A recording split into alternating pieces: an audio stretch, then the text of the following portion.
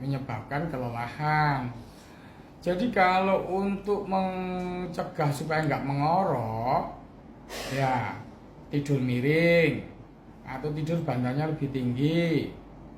Jangan merokok saat menjelang mau tidur. Jangan minum alkohol.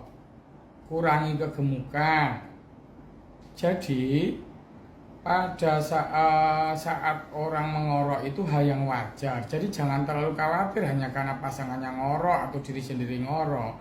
Yang perlu dikendalikan itu faktor risiko kardiovaskuler yang menyangkut dengan jantung. Jadi kalau orang tidak punya hipertensi, terus kemudian tidak punya diabetes dan tidak kegemukan, ya nggak perlu khawatir. Orang ngorok itu hal yang wajar kok. Ya, cuma kalau punya faktor risiko tersebut ya kendalikan faktor risikonya.